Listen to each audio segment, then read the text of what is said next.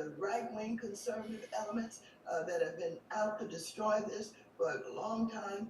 And I'm just hoping that the struggle that we're going to have to continue, we must continue, will get us back where we can have some equality in the opportunities to be educated. Do you think legislation is in order to reverse this ruling? Well, I certainly think that whatever we can do, and certainly legislation would be in order. It would be great if finally the Supreme Court would recognize that perhaps they have not made the right decision, and sometime in the near future would alter that. I don't expect that's going to happen, but we're going to struggle, we're going to fight, we're going to do everything we possibly can.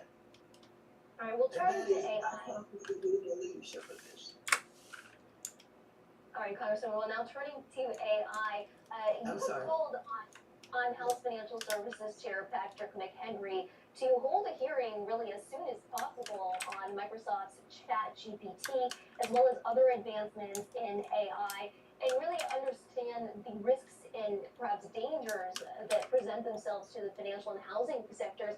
Have you heard from Chair McHenry on this? Can we expect a hearing on AI anytime soon?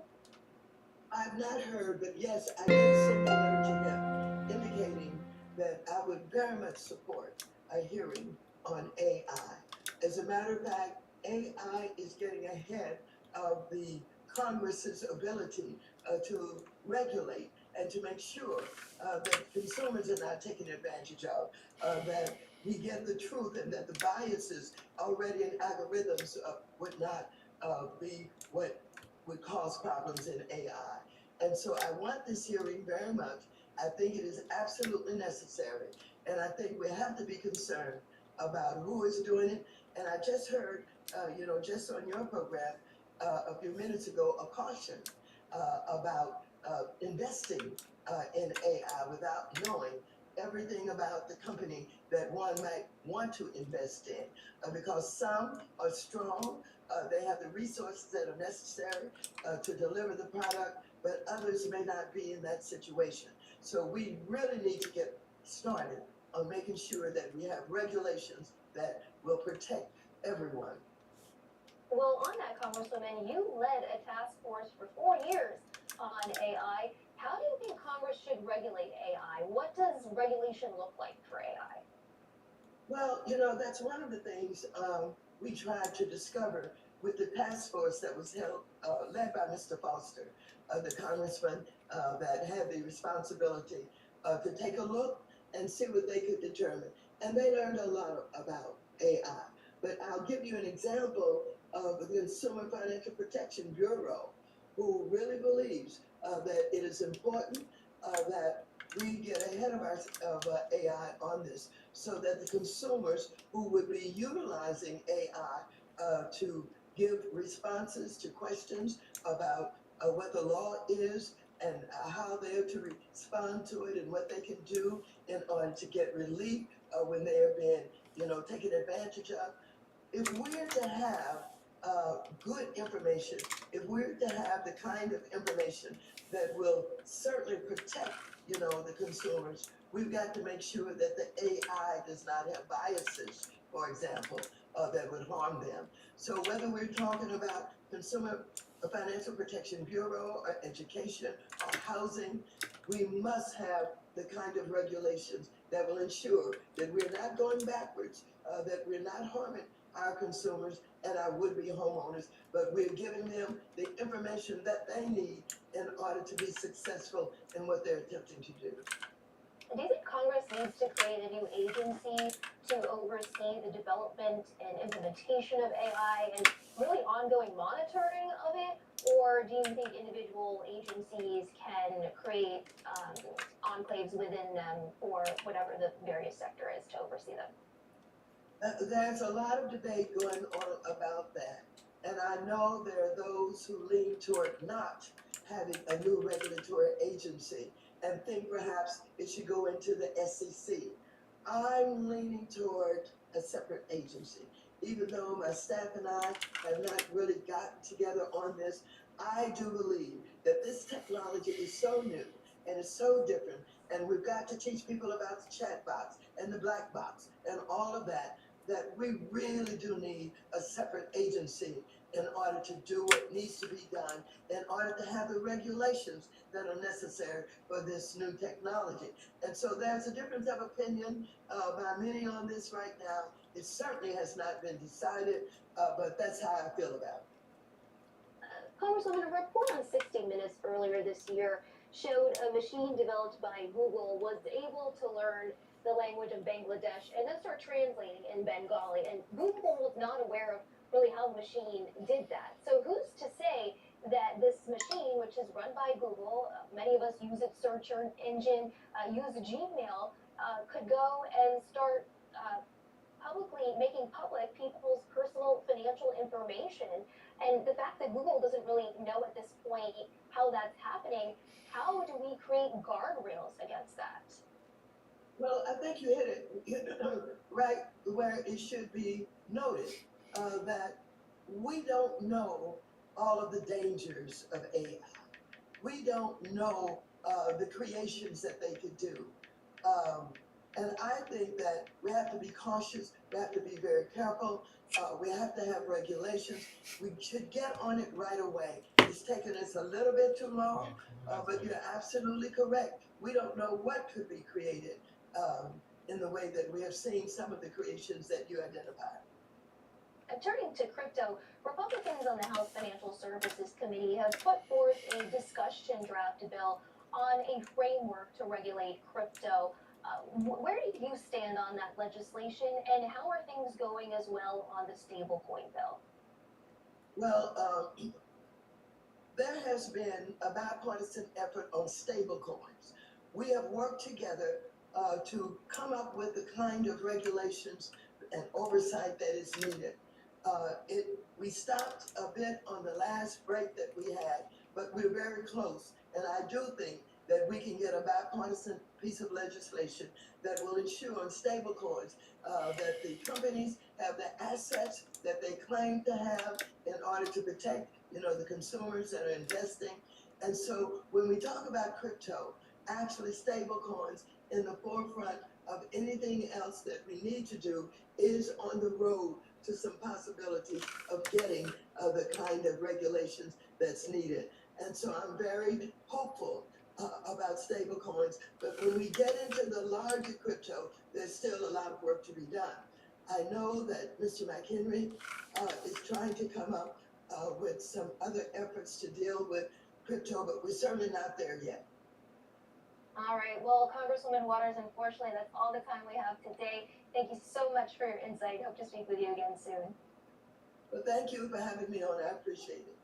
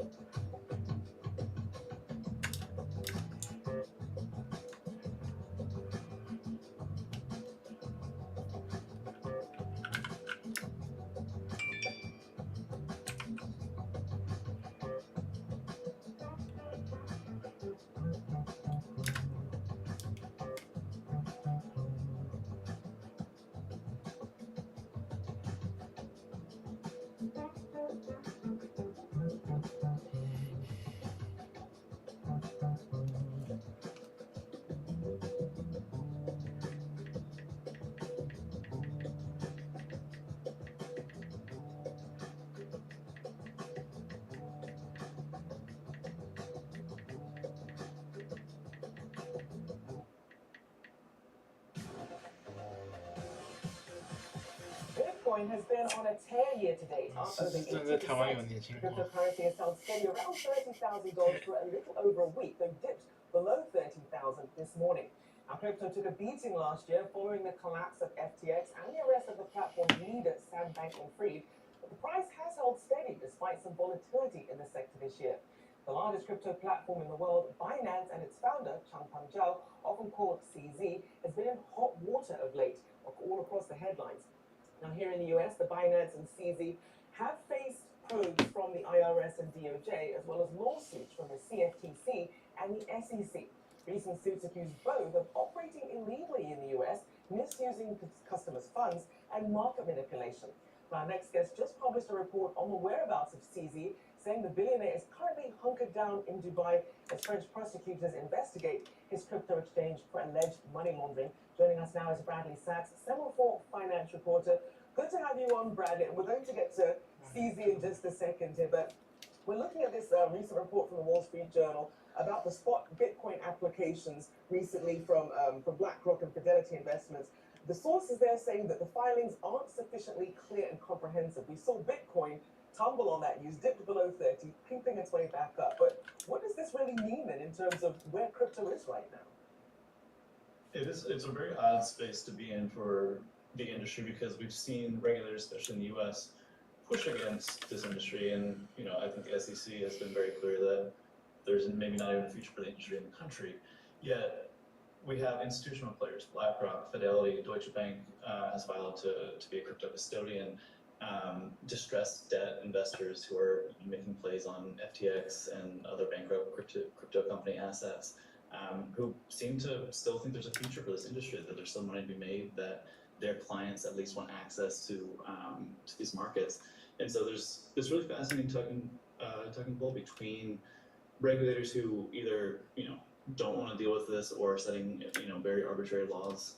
Coinbase obviously has been fighting with the SEC for I don't even know how long now, but it's been that kind of no holds bar type fight, and that would typically scare away a big massive risk averse company like BlackRock, and they've kind of gone full into it. And the SEC still with players like BlackRock, players like Fidelity interested in the space is still taking its sweet time and getting to anything resembling a crypto positive regulation, which and we've reported this as well as some before. It's pushed these crypto companies to look abroad. We've obviously seen VCs go to London. Binance is obviously been pushed to different parts around the world as we've reported, whether it's Paris, where it's now not as welcome anymore, or the Middle East, or different parts in Asia. And so if you're a venture capitalist in the U.S. looking to invest in crypto companies, you're probably looking outside the stage right now. Well, the absence of an asset approved by the SEC for institutional investors to really just pour funds into, will that lead to a further decline in the crypto reaction that we see in some of the more traditional large coins, Bitcoin and Ether or Ethereum, whatever the household debate is at some of those levels?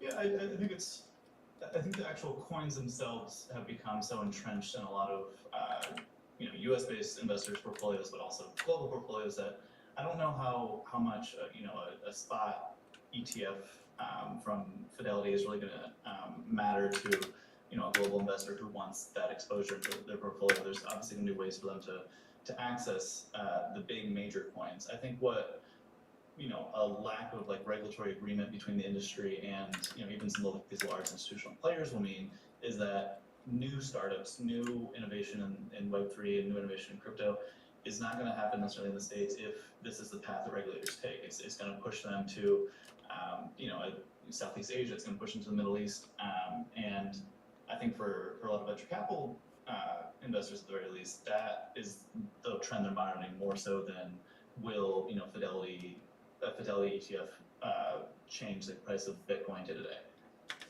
Hey, Brian, it's Julie here. It's so interesting to me, this moment in time, with these institutional investors making these filings at the same time that CZ is sort of bunkered, as you put it, right, in the Mideast. and as you have the SEC pushing back against all of this, I mean, when you talk to institutional investors, where is their interest in this coming from at this point? Because it does seem like, because of the scandals and just popular discourse, has been less crypto friendly.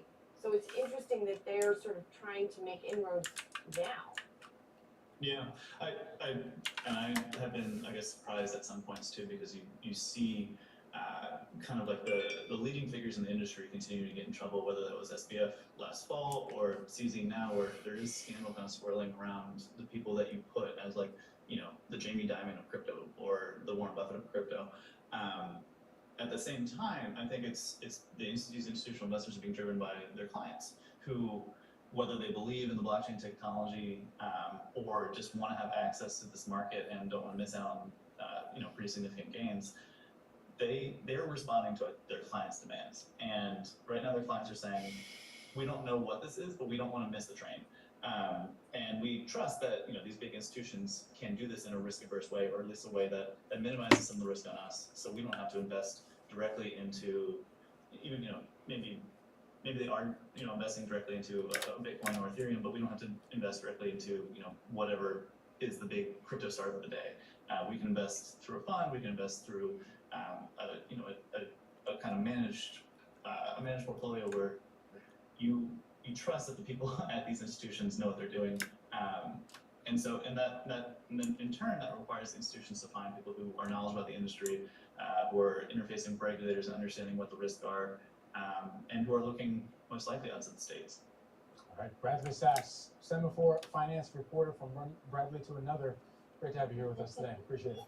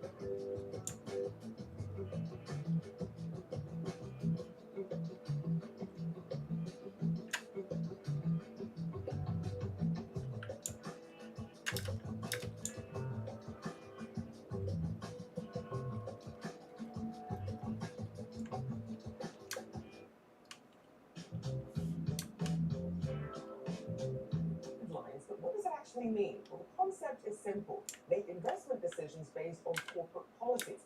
So let's break it down for you. E stands for environmental, a company's initiatives to fight climate change and become more green. S is for social, how the company treats its employees and the community that it serves. And finally, G, governance, the company's leadership and decision making. Now, the movement has become a big part of the investment landscape, attracting trillions of dollars in investment. But the doubters say it's become a little more than virtue signaling. So can conscientious capitalism live on? Well, time for Yahoo Finance's debate. Over to Julie Hyman, Brad Smith, Rick Newman, and Jared Clifton. Hey, guys. Hey, thanks, Rochelle. Appreciate it. So ESG, the reason that it has come up even more so recently is that there has been sort of a battle, if you will, between investment managers and, for that matter, some pension plans that want ESG to be part of their investment decisions, and then some states or other figures who do not. And Rick, you wrote about this week, that Larry Fink of BlackRock, of course, basically said, I'm not saying ESG anymore. And that's important because Larry Fink has been one of the biggest proponents of ESG investing, and BlackRock is huge. So if BlackRock is actually doing this, many other investment managers have to follow.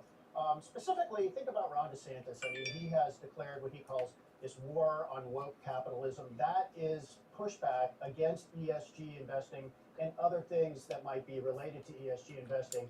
And the state of Florida has actually said some of their teacher funds or things like that, they actually do not want going to any investing firm that practices ESG investing. So that's the blowback.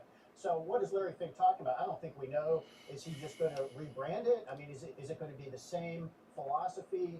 kind of go look for these virtuous companies, as you might call them, or is he actually going to change his books? I don't think we know that yet, but that's what's at stake here. Well, what he said in the past is that climate risk is investment risk, is portfolio risk, and he had correlated the two.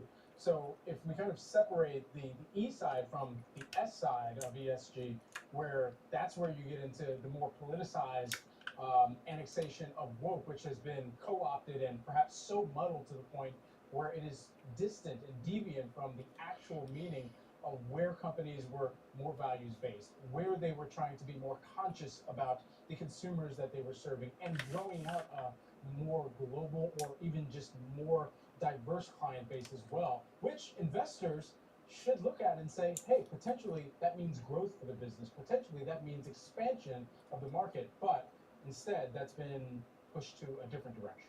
Yeah, and you're looking at the money that we've seen in these things, right? Exactly, and to your point here, the rise of ESG, I think 2019 was probably a breakout year. That's when we saw a lot of ESG outperformance as well. And so these investments, which had been considered fringe, suddenly they're outperforming the S&P 500 in 2019, even 2020, I believe. But then they took a back seat. Now I'm going to show the Wi-Fi Interactive here. I have an ESG funds heat map, and so everything's equal weighted here because we're not dealing with market cap. But in the upper left, GSPC, that is the S&P 500. This is year to date. It's up over 15%. Very impressive.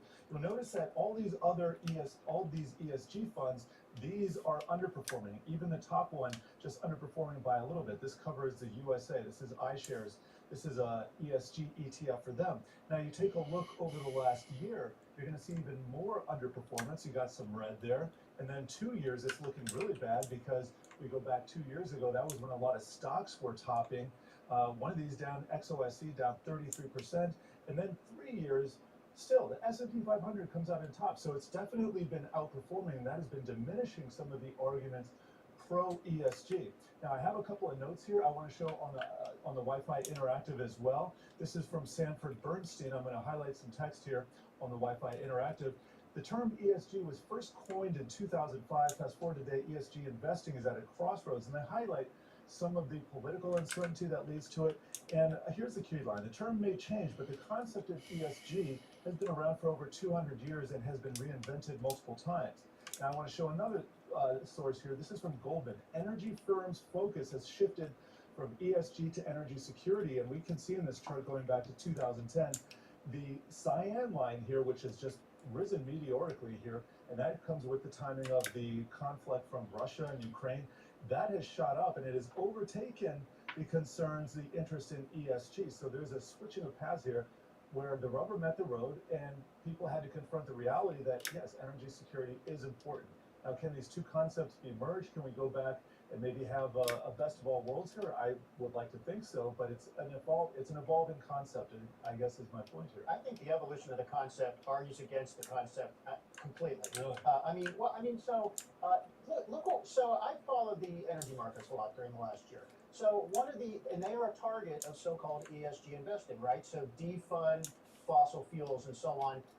Interesting concept. I mean, I certainly don't argue with the fact that we need to decrease the amount of carbon in the atmosphere to deal with global warming. But at what cost? Are we willing to have shortages of fossil fuels that we need right now? Actually, no.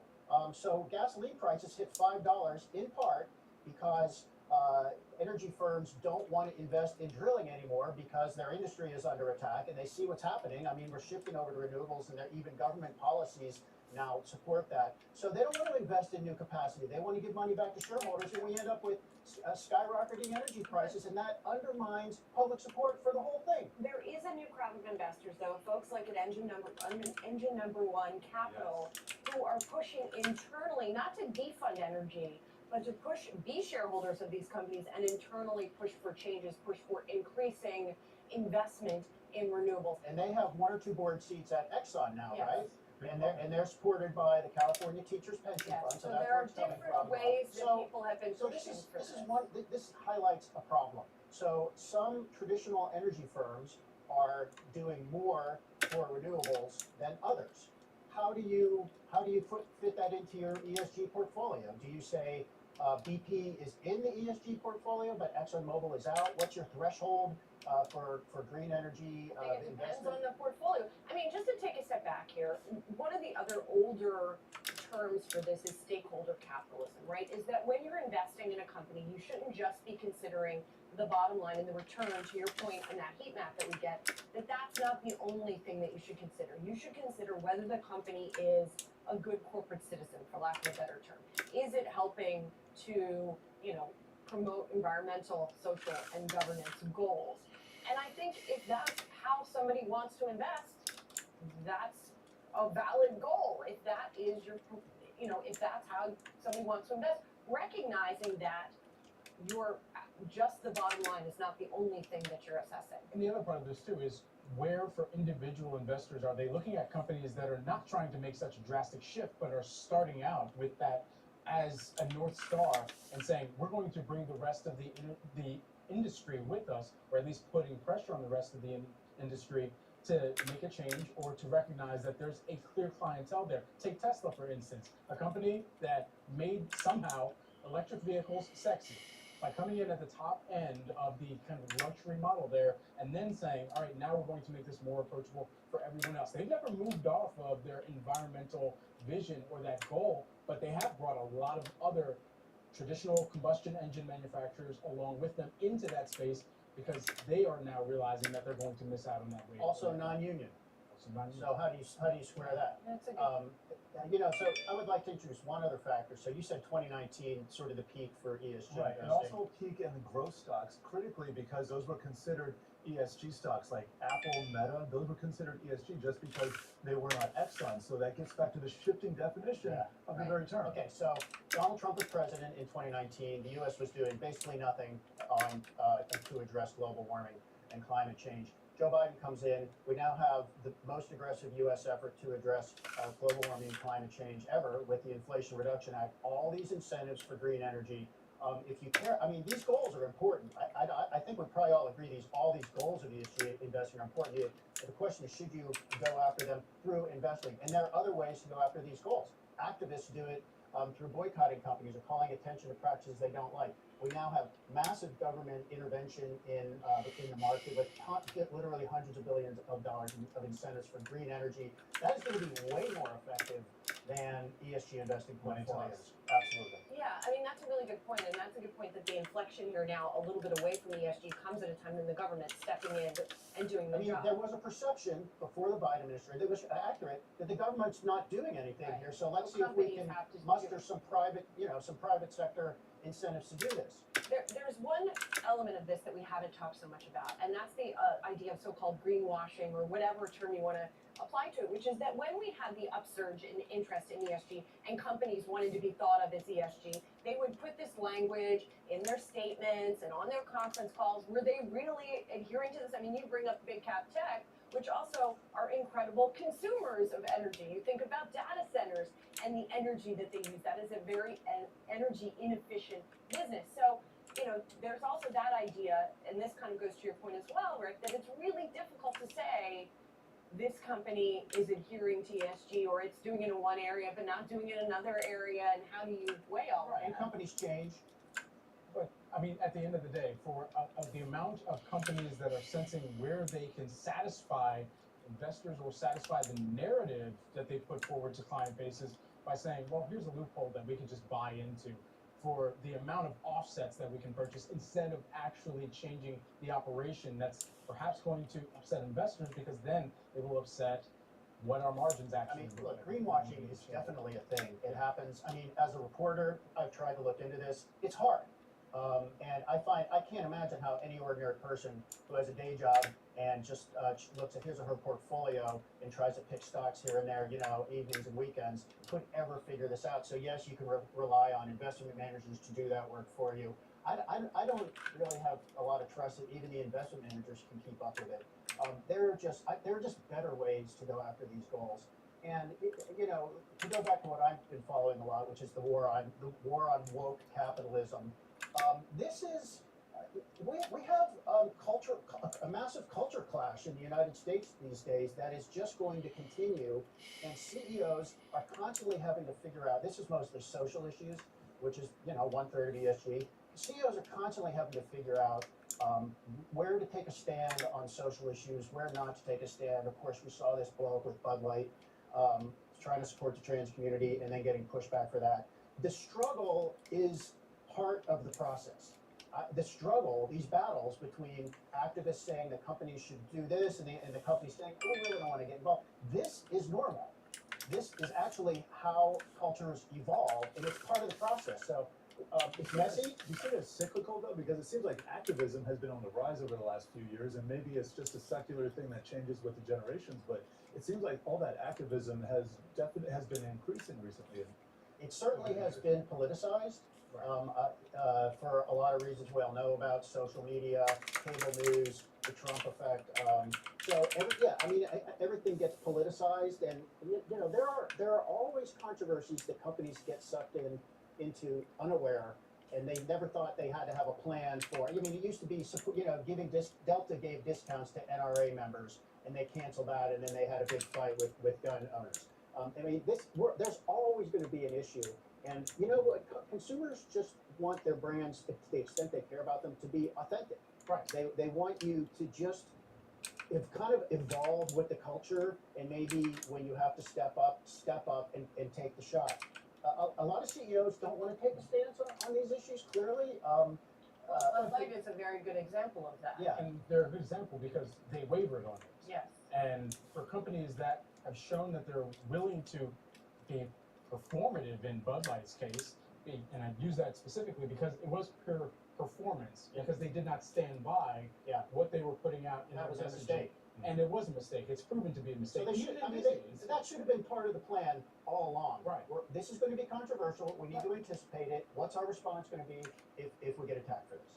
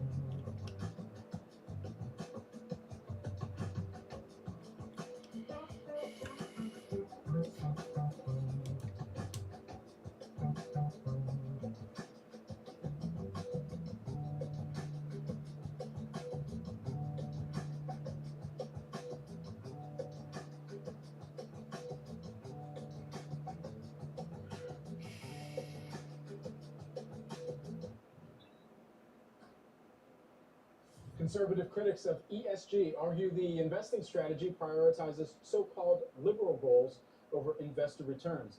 So is the backlash to ESG investing working? Companies are certainly quieter about their initiatives. Mentions of social impact moves during earnings calls, like sustainability and ESG, refer off sharply in recent quarters. But the next step for ESG investing isn't going away. It's becoming private, and that's a good thing. Jeffrey Sonnenfeld is the Lester Class Professor in the practice of management at the Yale School of Management. He joins me now. Jeffrey, great to have you here with us. We should probably contextualize and say that there have been a lot of pressing issues that companies have had to address in their earnings calls as of recent as well, whether that be trying to get into the conversations of generative AI or whether that be macroeconomic conditions. But where ESG continues to hold space at the table. What have you noticed within these calls and within those discussions and what they're conveying to the street? Brad, I love your question so much. You're lucky we're separated from every argument. In fact, the experience is right. There's so much misinformation swirling out there. As you had to suffer through your prior panel, a great deal of misinformation circulating there. Of course, there's less discussion of ESG at earnings calls because they're earnings calls. You know, you don't see an AI technology conference going through the bits and bytes of earnings at an AI conference. You don't see people going off to a healthcare conference. I'm talking about the quality of work life of their workers, talking about earnings. As people realize an earnings call is supposed to be about earnings. You don't see product launches talking about earnings. That's why you see very little discussion about product launch on an earnings call. So it's that people are realizing that's supposed to be a finance call, and that's how they're directing their attention. If you take a look, there was an article by a guy named Chip Cutter, a good friend of mine in the Wall Street Journal. I just took him to task for it. It's not his fault, but his editors rewrote his article to put a false headline on the Wall Street Journal. Yes, you heard it here first. You look that up, type up Chip Cutter. Every single example he has in there is how companies continue to focus on ESG. They're trying different ways to try to figure out what their priorities are. No company tries to do everything on this huge scale of injustice in the world. What's most relevant to their constituency? But the headline says companies are retreating, but there's not a single example of a company retreating. In fact, of ESG. You take a look at the companies that have been targeted; they are soaring. They're outperforming. Sure, Kohl's and Target and AB InBev have had some issues. And maybe attacked by the anti-wokester jokesters out there, but so have, we have issues in Home Depot, another retailer, or Chick-fil-A has been attacked. It has nothing to do with woke issues. It's absurd, but the companies that have been attacked, JP Morgan's up 15%, American Airlines been attacked, they're up 60%, Delta's up 60% since they've been attacked in the year. Apple, as we've just talked now, it's just crossed to the 3 trillion mark. It's doubled since they've been attacked. Microsoft is up 60% since they've been attacked by the anti-wokester jokesters. Salesforce is up 60%. What it's false information. Is the anti-woke campaign has gone nowhere, except it's costing taxpayers. Research done on Texas is costing them close to $4 billion in the next couple of years. Because they're cutting out options to invest in some of these funds like BlackRock. So it's actually costing taxpayers, shareholders, and in fact not being helped. They benefit from it. And we've actually done research on the Russian retreat, the 1,400 companies, that major multinationals in Russia. The more dramatically and the earlier they pulled out, the better their stocks performed. Doing good is not antithetical to doing well. There's a few topics that you brought up within that answer, and want to dive into a few of them. And first, I guess the one that comes to mind as you were running through where this is costing taxpayers even. Taxpayers have shifted around a little bit more, and so the makeup of states looks vastly different than it did before. The economies of those states have changed in their makeup and their fabric because you've got perhaps some more wealthier now tenants or residents of that state that have migrated. All that to say, there's been an argument about some states now in some what would be called anti-woke areas that are doing better than other states that are in more conscious, more perhaps even diverse areas as well, and using that as an argument that they are doing worse than states where there is not any wokeism allowed. And so I just wonder how you think about, how you parse through, how you look through the data when clearly there's a much larger shift that's actually been taking place, and it's not just one thing. Well, you take a look at where the transfer dollars have gone. It's if you're talking about a red state, blue state issue explicitly, it's the blue states that have been bailing out the red states and continue to. The red states are getting about 78 to 80 cents back on the tax dollars. The blue states they put in what you're considering the more woke states and the tax dollars.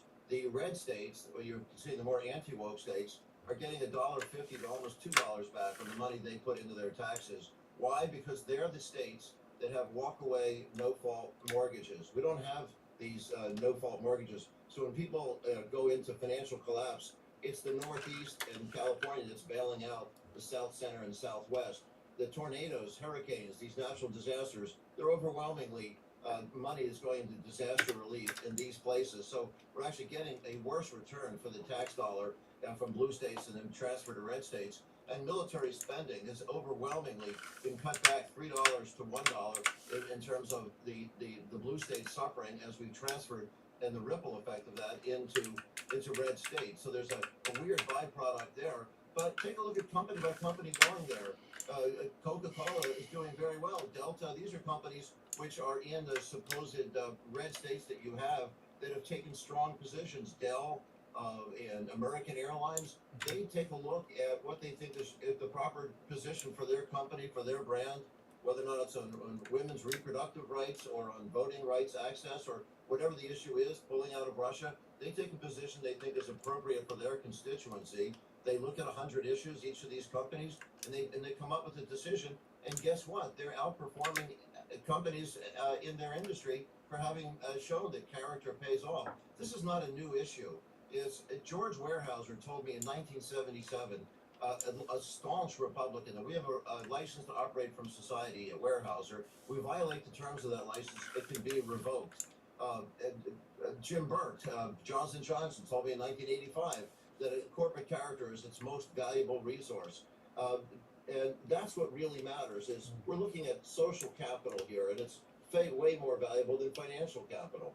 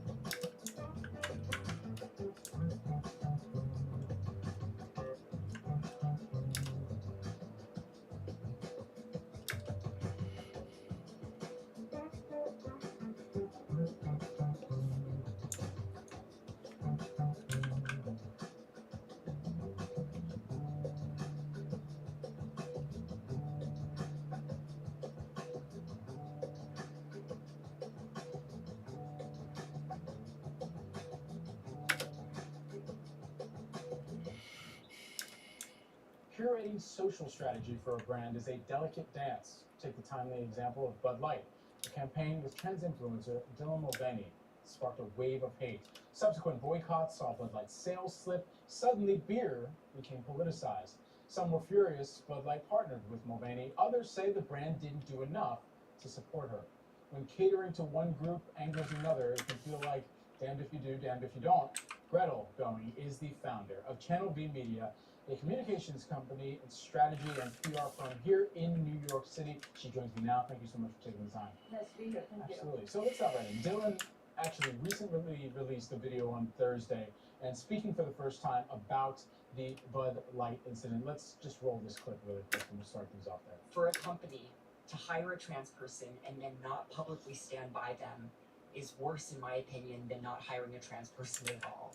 Because it gives customers permission to be as transphobic and hateful as they want, to turn a blind eye and pretend everything is okay. It just isn't an option right now. And so there's been a lot of back and forth about what Bud Light did wrong within this, but from a communications perspective, what should they have done? Well, in this situation, I mean, her point is fair enough.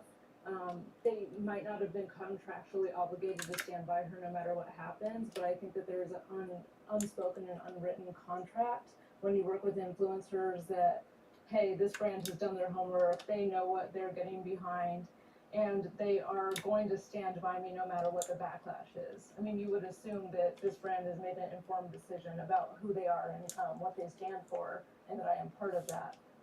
So in this case, I do think that they should have stood behind her. I also think that there's probably a disconnect between marketing and the rest of the organization. I think we have a case here where we have like some pretty daring and bold marketers who kind of see the way the tides are turning, but their company wasn't necessarily aligned with them. So that's where we're seeing this disconnect out there in terms of how they're communicating. So for some companies, they purely look at this as a way to broaden out the customer base, engage with a new type of potential beer drinker Yeah. that they may not have seen gravitate towards them before. But with the decisions that they made, it became clear that it was purely performative in the messaging that they were putting forward before and the backtracking that they did thereafter. So even after all that has taken place, now what? Because there's a new campaign that's come out that focuses more on distributors, the people who create the beer, the people that are behind the operation as well. I don't know if it was performative. I do think that Bud Light has a lot of really strong values, and it does want to. I know their mission is to bring people around the table to have beer, and I do think they want to be more inclusive. But I think that there's such a stark contrast between their kind of traditional brand and this more progressive way that they were going. And I think they almost potentially did it too quickly, and people weren't ready for it. And I think actually this campaign that they're coming out with that you mentioned, that would have been a nice stepping stone to show like, hey, here's how diverse we are, here's how inclusive we are, and then suddenly start broadening the definition of what inclusive means to them. I think they kind of went 0 to 60 with this, which I'm all for. But I don't think that their audience or even their management and their leadership was ready for that.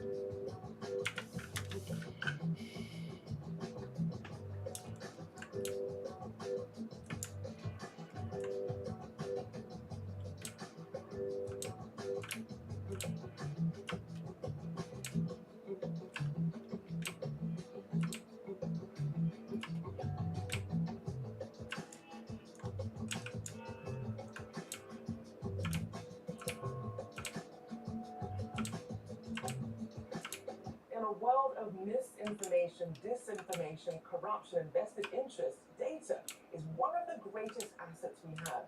It is, in theory, unimpeachable. It tells a story free of bias, opinion, or motive. It simply is. In a world of economic and monetary policy, it's still king. Policymakers rely on it in its totality to make decisions that impact all of us. For the Federal Reserve, the credo has long been that policy is never on a preset course. It adapts to changing information. Now, the jobs report and its headline number has cemented itself as the statistic that stands out from the crowd, summarizing the health of the world's biggest economy at a glance. It's not meant to be a magic number, but it certainly has an outsized importance in shaping sentiment and changing decision-making as well. But not all jobs are created equally. What kind of employment are we creating? What is the true rate of unemployment? Does any of this actually matter? And if the jobs report is just a blunt instrument guiding monetary policy, is it useless? So joining us now for the discussion, Yahoo Finance's Julie Hyman, Miles Ugland, Shauna Smith, and our very own Josh Schaefer. Julie, over to you. Thanks so much, Michelle. We're feeling very existential here, apparently. Yahoo Finance, why are any of us here? Why are we even talking about the jobs report? And that's what we want to discuss. And I sort of have been thinking about this in two ways. One, is the jobs report accurate, for lack of a better word? Does it actually give us a picture of what's going on in the job market? And secondly, is it even the right number for the Fed and the market to be zeroing in on? And so to sort of take the accuracy question first, just one thing that I've been thinking about is the revision to the job report, which we get every month, right? We get the payrolls number every month. It has now beaten expectations for 14 straight months, which tells you something about the ability of economists to forecast this thing. But every month it gets revised, and the amount by which it gets revised varies pretty widely. We've seen it get revised lower as of late, but again, that's very volatile. And I was even looking back at previous years and the sort of average revisions that we see on an annual basis, which again, monthly wise are really divergent. But overall, we have seen bigger revisions in more recent years than we had seen sort of pre-pandemic. So that's just taking sort of the accuracy piece of it. But there are a lot of different components of it. Shauna, you're looking at what I think. There's so many different components of it, and I think this report in particular is so hard to kind of figure out just in terms of how the Fed is looking at it, what it could mean for policy here going forward. You mentioned that headline number, a massive beat once again, the 14th, like you said, in a row. But when it comes to unemployment, that did tick higher, up to 3.7%. So I was taking a look at labor force participation, more specifically what we're seeing in prime age workers. So that's the workers between 25 and 54 years of age, and that ticked higher, went from 83.3% to 83.4%. And I bring that up just because that might be one of the explanations in terms of why we did see the unemployment rate tick higher, while we did get that blowout beat on the top line number on the massive more than 300,000 jobs created last month. So certainly more people entering the workforce, but maybe they haven't found that job yet. So that's why we did see that unemployment number tick higher. But I think that this is almost a head scratcher in terms of what exactly this means for the Fed, how the Fed should even be looking at this data. Because like you said, Julie, so often we've seen a number of revisions, and they're pretty significant when you take a look at some of those trends. So I think there's still a lot of debate about whether or not we should see a pause, and then of course, if we'll see another rate hike.